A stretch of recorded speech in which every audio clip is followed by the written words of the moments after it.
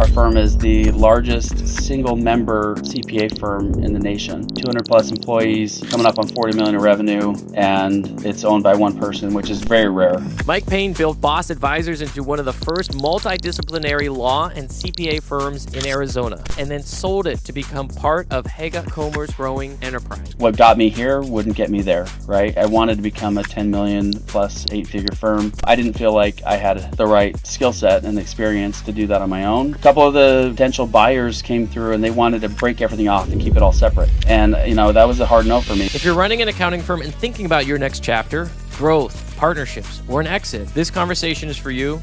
Welcome to the Growing Your Firm podcast.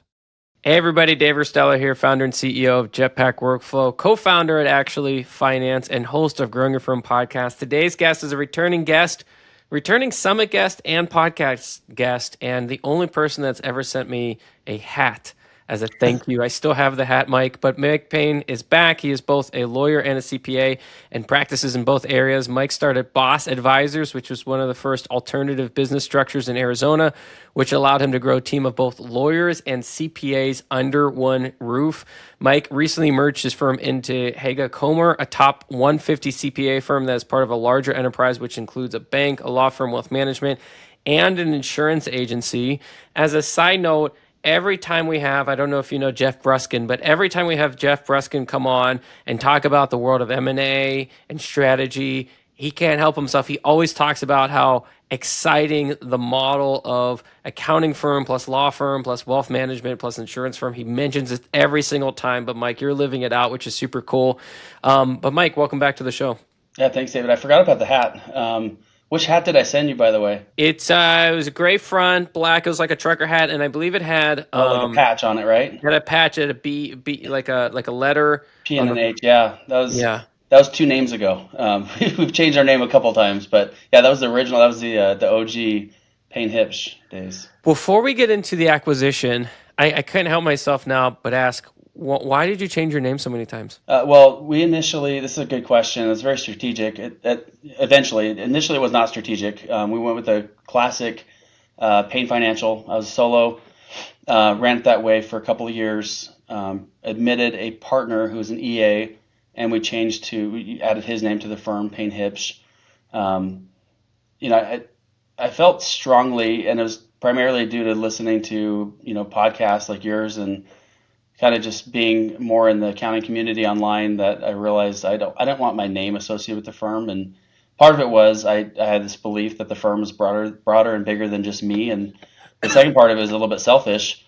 I was getting clients that just wanted to talk to the named partner, and they didn't want to work with my staff. And so they would go, above my staff and ask me questions that my staff were very qualified to answer. And so I wanted to make it something bigger and broader than myself.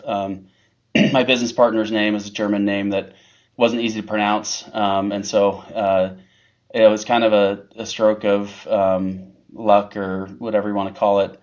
3 a.m, I woke up one day and I was like, Boss Advisors, that's the name I want. That's it. And it was an acronym, Business Owner Systems and Strategies, and stayed that for another 5 to 6 years until the firm got acquired last year.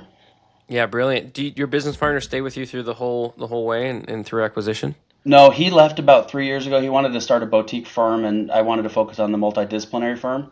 And so we parted ways. I brought in a new business partner about a year and a half ago, who, basically we had previously provided fractional CFO services, but, like with a lot of those fractional services, our CFOs got hired by clients. And so, and we had protections in our engagement letter, but I kind of just, you don't want to stick it to a client, right? You want to keep the client for the services you can. So we kept them for tax purposes, but we let the CFO service kind of die out. And then I brought in a new partner who was a CFO at a company he took public, and just a really great guy named Mike McDonald. And we work together, and I suggest everybody, putting my lawyer hat on here, everybody that is interested in forming a partnership, I think you should work together for some period of time and call that your honeymoon, maybe your engagement period, before you actually tie the knot and formalize your partnership, because you want to go through some ups and downs. You want to see how it actually is in the trenches with this person before you sign that binding operating agreement. How long do you think that period needs to be? I'd say go through whatever your business cycle is, go through at least one full cycle, right? So for us, it was about a year. We wanted to go through a fall busy season, a spring busy season, year-end close, advisory season, and so one full cycle at minimum will tell you kind of where you need to be. And I also had some very intentional, defined characteristics I was looking for in a business partner. And I'm a firm believer that with the right partner, 1+1=3. But I needed somebody not only that could, do the technical work. That's kind of table stakes, right? You got to be able to do the technical work. That's assumed. But also somebody that could take off some of the burden of running the firm, and then someone that could bring in work. And those three pillars are, I think, what's key to getting somebody at that level. Because otherwise, I can hire out somebody that will help me with administration. I can hire out somebody to do the technical work. But having somebody that can do those two things and business development is huge. During that period, this 1 year honeymoon test period, if you will, does your business partner come in and sell under boss advisors? Or I'm just trying to think, like, how do you integrate but still kind of keep one foot out the door? Or is it like, look, we're just going to pretend the deal's already done, but we're just not getting in the agreement to not make it legally messy? Like, how does that period work? Because, if your business partner, I don't think they maybe had in this case, but if they had in a practice with a few clients, then it's like, well, if I do everything under the umbrella of boss advisor and it doesn't work out after a year, I just destroyed any kind of brand I've had in my prior. So how do you think about this test period, from that perspective? Yeah, we just made it really simple. We just made it independent contractor relationship, and we just split the fees. And so the firm was obviously doing the administrative piece, engagements and carrying the liability insurance and setting up the systems and kind of making everything really smooth, where all he had to do was bring the client in, and then it's kind of automated from there. And so we just agreed to a fee share as an independent contractor. We had an understanding that if he brought clients in and we didn't work out, he would be able to take those with him. And that made sense for me because I wasn't trying to do CFO work. It's not in my DNA personally, but it's something that our clients were asking for. And so if it didn't work out with him, I would have been fine for him to take the clients with him, just because it's not something I was really wanting to manage myself. And that's such a personal relationship when you get to that level. I mean, the fractional CFO is almost on the org chart of the client if you do it right. Yeah. Have you explored business partners in the past and you went through this test period and it just didn't work out? Yeah, actually, it's happened a couple of times. What were some of the main reasons why don't they work out? Well, one of them, I've had a couple of non-equity partners, and so in one case, it just wasn't the circumstances. The person didn't want to buy in, and I recognize the value of the firm, and there would have been a fair market value transaction, but wasn't in a financial position or wasn't interested in buying in. He had a pretty good profit share type, arrangement with us, and so that was working well for him, and he just didn't need the extra burden of taking debt or doing a seller finance to buy in. In the other circumstance, it was someone who was one of our fractional CFOs. She was on path to buy in, but ended up getting hired on by one of the CFOs. And that was the right opportunity for her. She wanted something a little bit slower paced, and we were growing 100% year over year at the time. And there's chaos every time you grow at that rate. There's just stuff just breaks, and so that was a little bit chaotic. And in her family situation, she wanted something a little bit more stable, so she ended up taking a job at a client, and it was very much a stable environment where we didn't have the chaos of growing a firm. Got it. So about a year and a half ago, you get this business partner, you're expanding new services, feeling good. Your clients are asking for CFO services. You now have them. You are becoming this kind of Swiss Army knife of different value you can bring to a client. What prompted the exploration or initial conversation to start thinking about selling the firm? Yeah, so we kind of stagnated in a way.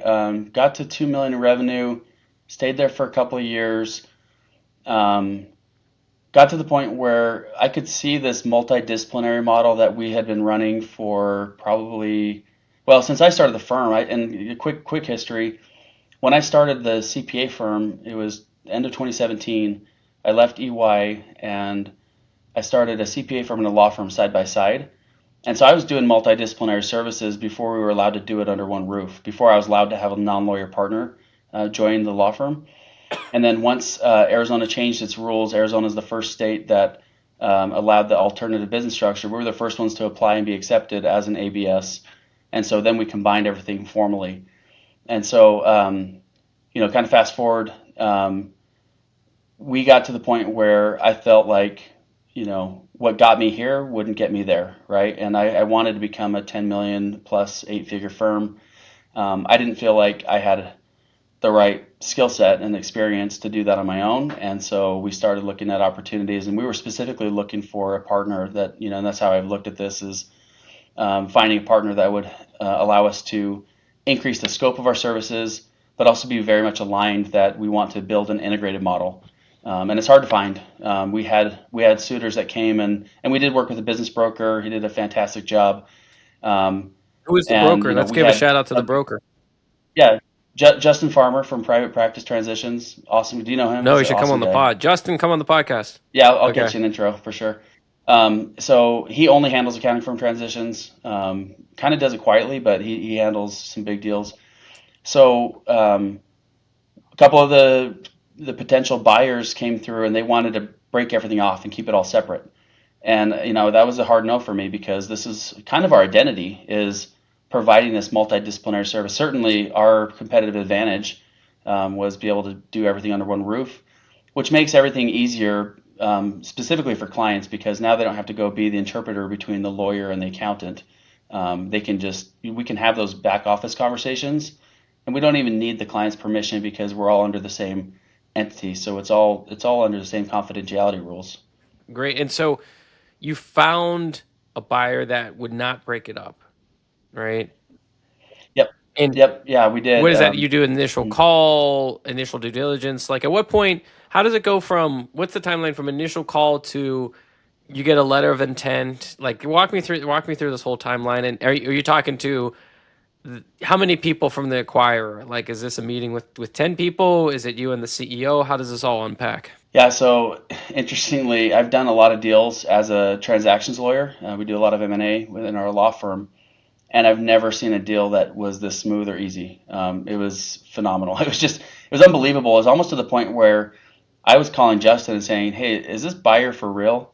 Because we've populated the deal room, right? We've done all our due diligence, but he's only asked us like 2 or 3 questions, and we want to make sure that we're proceeding with this, that they're going to go through with the deal. And he's like, "Look, this guy's done 30-something deals in the last 5-6 years. He knows exactly what he's doing. He knows exactly what he's looking for. He knows what he doesn't care about. And so this is not a first-time buyer." And we had a couple of those that we considered, that this is their first acquisition. And they were asking all sorts of questions. They wanted every piece of every information about the firm. What's an example of a first-time buyer question versus you're the 31st acquisition, from buyer? Yeah, they want to know the entire history of the firm, every time we've changed our name, every time ownership structure's changed, our employment history. They want all of our payroll records. They want all of our contracts, right? And that's normal stuff in any due diligence. And Toby Comer's the buyer. I'll tell you more about Toby. But he knew he wanted a firm that was operating profitably. He wanted specifically a firm that would allow him to expand into legal services. And so there, that narrowed obviously this field of potential sellers for him. But we aligned so well culturally and in terms of what we're trying to do, that it just made sense for everybody. And so his questions were focused on, want to see financials? Yes. Tell me about your services. Tell me about your clients. Tell me about your team, right? And that's, and it's, he's done so many of these deals, and prior to him owning a CPA firm and acquiring firms, he was in the investment banking world, and so he did a lot of deals in that world, that he kind of just has a knack. He knows what to look for because he's done so many of these. Yeah, and from letter of intent signed to money hits your personal bank account, how many days was that? So it should have been about 45 days. We had to get approval from the state bar of Arizona in order to transition the ABS license. So that kicked it back 30 days. So about 2.5 months. but the due diligence was done in maybe 3 weeks. I mean, it was just so fast, and as a, I won't disclose a lot of terms, but no lender was involved, say that, so it made the deal really easy from that perspective. Hey, Growing Your Firm family, David here. Quick question for you. What's the status of every client project in your firm right now? If that question makes you nervous, you need Jetpack Workflow. Jetpack Workflow gives accounting firms a single place to manage recurring work, track deadlines, assign tasks, and keep the entire team aligned. Stop chasing status updates and run a more organized firm. Visit jetpackworkflow.com to start your free trial or schedule a demo today. And was it? I mean, yes. And you don't have to get into the specific terms either. But was it part cash, part rolled in equity of the new organization? Was it all one or the other? Like, how does that all break down? So actually, Toby's firm, Hager Comer, our firm is the largest single member CPA firm in the nation. 200 plus employees, coming up on 40 million in revenue, and it's owned by one person, which is very, it's just very rare. You don't see that. There's always partners, there's always investors, there's always some sort of ownership split, and Toby's been able to keep this on his own. Now, I'll tell you, you haven't asked a question, but I'll tell you what closed this deal for me.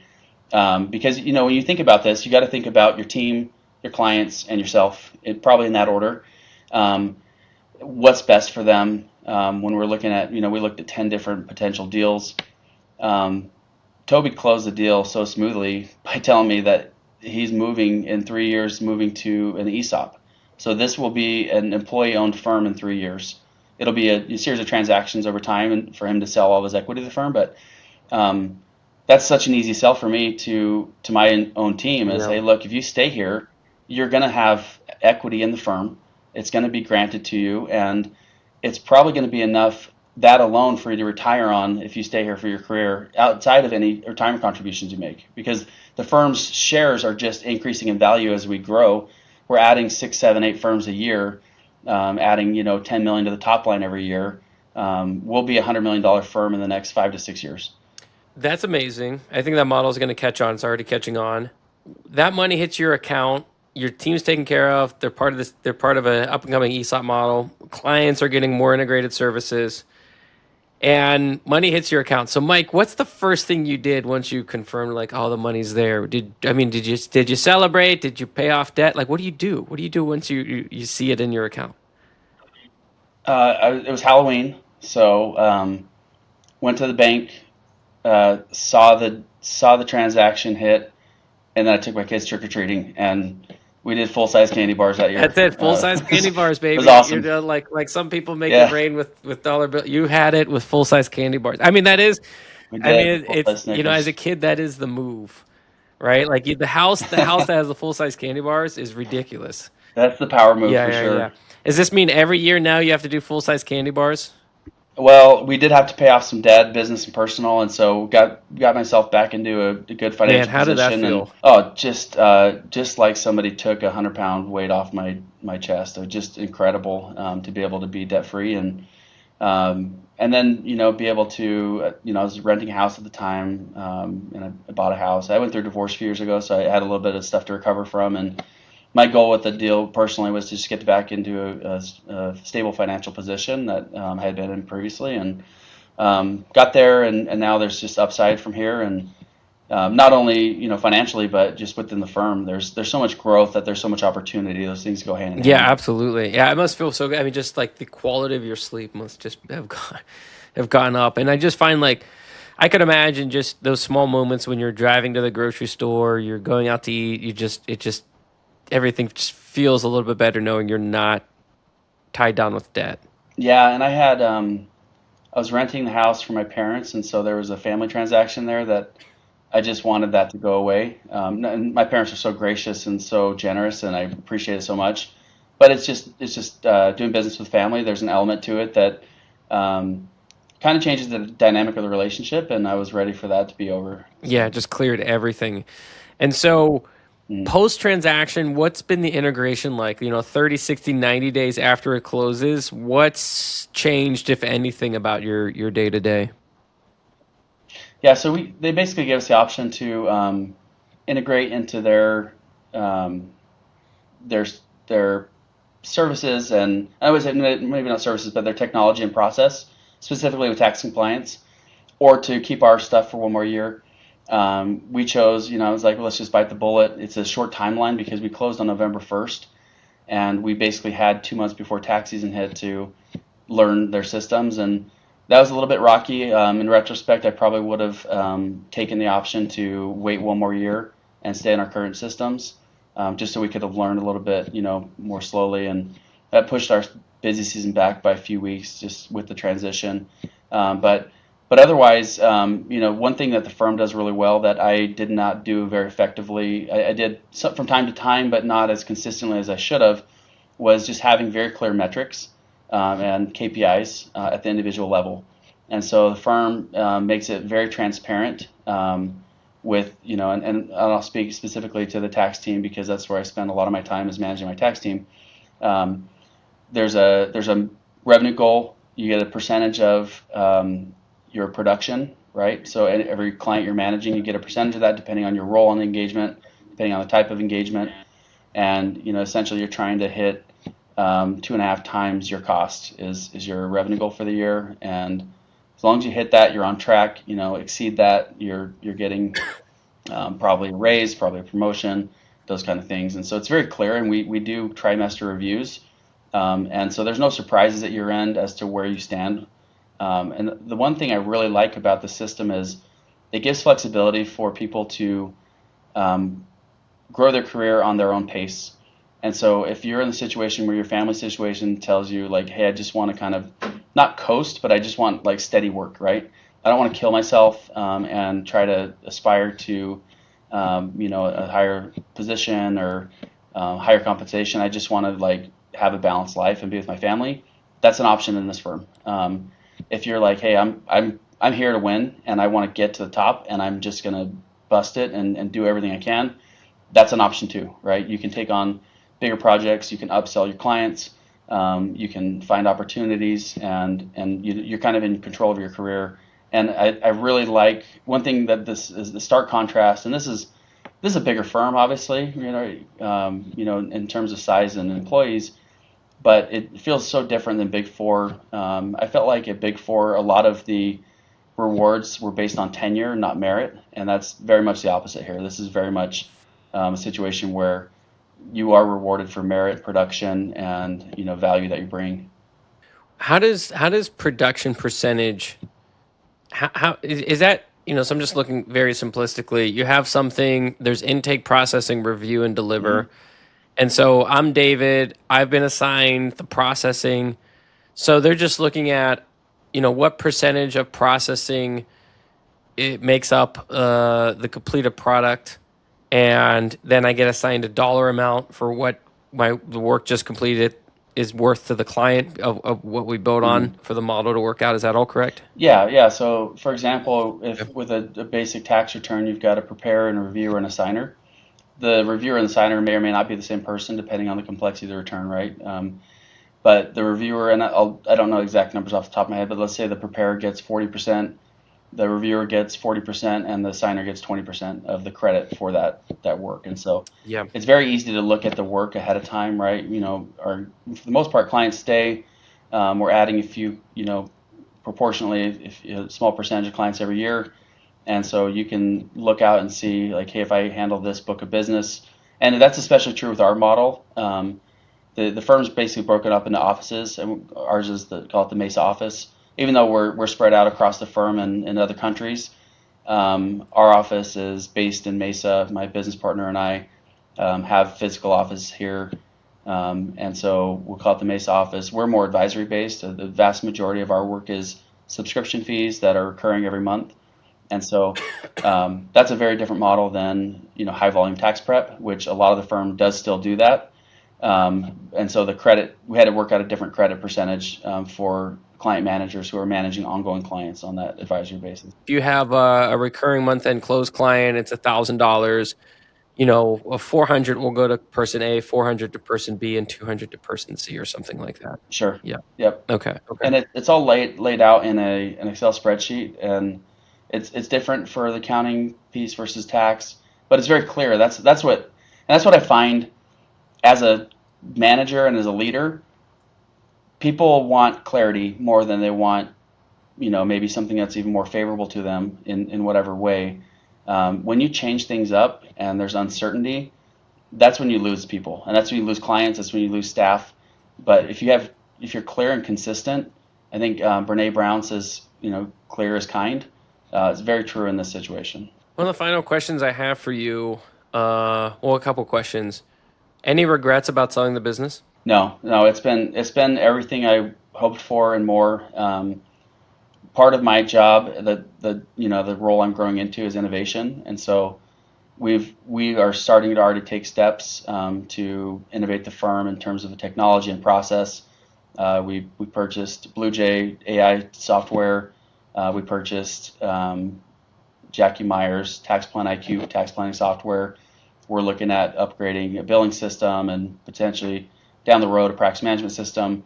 And so those are all big slow changes because we're not a nimble jet ski like I was when I had a 10-person firm. This is now a cruise ship that has to be turned intentionally and takes time, and there's a lot of people to train and a lot of implications for changing technology. So not going to be fast changes, but we can essentially, the way that we've approached this is we're using our office and the state of Arizona. We've got a couple offices, excuse me.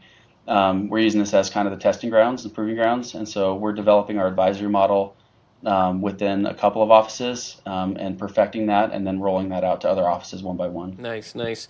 Final question I have for you. You mentioned Brene Brown. You said nice things about our podcast, of course. What areas do you go to either stay, I guess, informed, inspired? This could be authors you've encountered, like the Brene Browns. It could be books. It could be podcasts. What's kind of shown up in your radar over the last year of things that stand out for you? Yeah, I really like podcasts. For me, it's part of my morning routine. I've kind of integrated that in my morning routine where I walk the dogs and try to get one podcast in while I'm getting ready or whatever while I'm driving to work. The 3-minute commute I have. And so but I also want to be very productive. And so I found the Earmark app, Blake Oliver's and David Leary's Earmark app is, basically, I'm not trying to do a commercial here, but you get CPE for listening to podcasts, and that's something I'm doing anyway. And so that's really helpful for me, kind of provides an incentive for me to be consistent with that. Outside of that, we're starting to use, we just started with it, but there's a service called Practice Forward that's essentially helping us as a firm, as a leadership team, transform into an advisory future, kind of modern firm type practice. What was the name of that? It's called Practice Forward. Okay. It's a Thomson Reuters, consulting arm essentially. Okay. And so the nice part is they're familiar with our Thomson Reuters suite of services that we use, and they're also familiar with tools like Ignition and more modern kind of cloud-based tools. And so they're able to help us bridge the gap between not only technology but process. And so I'm learning that. I have a lot of experience with that yet, but that's something we're starting this kind of, I don't know, it's like a 12-week program or whatever it looks like. And so that's something I'm excited about, just to learn from people who have done this at a high level, at a big firm, at a scaled level. What are some of the Earmark podcasts? And by the way, Blake, David, I mean, you're probably going to hit me up after this. We need to get the Growing Your Firm stuff on Earmark. I forget what it costs or how that all works, but man, that just feels like a no-brainer for us. But I still listen to your podcast, but I don't get credit for it. So but come on, I feel very loyal towards the Growing Your Firm podcast because I've told you before, this is the first podcast I ever listened to, and this is the first time I had an introduction into, holy crap, there's people out there that are doing this, that are sharing information. And I love the case studies you just line out. These interviews are so helpful. It was about third interview, there was somebody that just was exactly in the same position I was. And I was like, okay, that's how they solved that problem. It probably saved me years of heartache to just be dialed in on that. I'm going to see Blake next week. I'm going to try to get on Earmark, see what he charges me for that. What are some of the Earmark podcasts that have stood out for you over the last couple months? I like Blake and David's podcast. They do a lot of AI talk, and that's really something that I don't feel like I'm ready to. I use some basic AI tools like everybody, but I haven't jumped into Claude and automated everything. I've got a buddy that has this entire workflow that he's got agents working, and I'm like, how do you find time for that? But I like they break it down to a very practical level and just show you examples of here's what you could do. Here's what other people are doing, preparing full tax returns or automating their email, whatever the case may be. There's very like specific use cases that are helpful for that. Yeah. And so, yeah, that's one I really like. And I haven't always listened to the accounting podcast because, I mean, frankly, sorry, Blake and David, sometimes it's, you have boring content because I don't care about audit updates and stuff like that. So. Yeah. I hear you. Well, Mike, this has been a real treat. I appreciate you coming on and coming back on. If someone wants to reach out, say thank you, ask you questions, get a hold of you, what's the best way for our community to do so? Yeah, thank you. I would just say LinkedIn, Mike Payne, JD CPA. Easy to find me. Probably connected with half you guys already anyway. Yeah, sounds good. Well, if you couldn't jot down all the notes from today's interview, it's going to be linked up at jetpackworkflow.com/blog. That's jetpackworkflow.com/blog. Enjoyed today's episode. Guess what? Leave a review. Help us get the word out. And share it. If you found something valuable, share it with a colleague. Text them, WhatsApp them, LinkedIn DM them. Get it out there. It's a great way to say thank you for Mike spending the time today. Mike, thanks again for coming back on. I appreciate it, David. It's awesome talking to you every time.